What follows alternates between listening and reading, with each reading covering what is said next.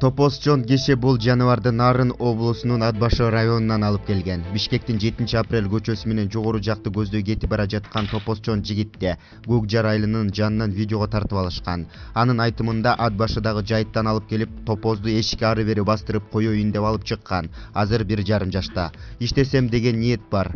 Азоо болчу азыр колго көндү. Жылкыга караганда муну үйрөтүү кыйын. Жылкынын көк буусу чыккандан кийин жоошуп калат эмеспи? Ал эми бул азоолугун бир топко унутпайт.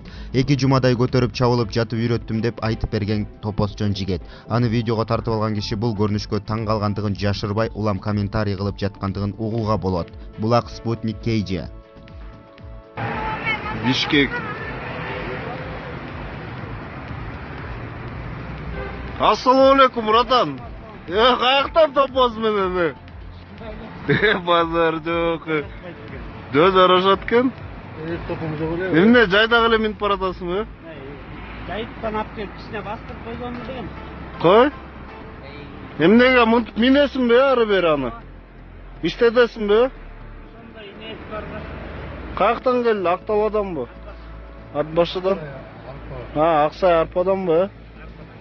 Канча жаш? Базар токтоп койсоң кичине. Базар жок. Мейлі братан, ийгилик, ё-моё, кызыгып атат болуш керек өткөндөр. Стресстегилер, стресс. Өзүң азоо эле бул? Ооба, былтыр колго багылган. Өзүң үйрөттүңбү? Ооба. Кандай экен, атка караганда үйрөткөнү оңоюраакпы же? Бут үйрөттүм да, 4 бул 5 болуш керек. Эми Оңой эмес эми. Бир көк бусын чыгарып койгон жылкыны унутуп калат го. Бул болуп унутпайт, эртең кайра көтөрүп чыгат да бир 2 неделя көтөрүлүп чабып атып үйрөттүм да. Базар жок. Мейли братан, ийгилик.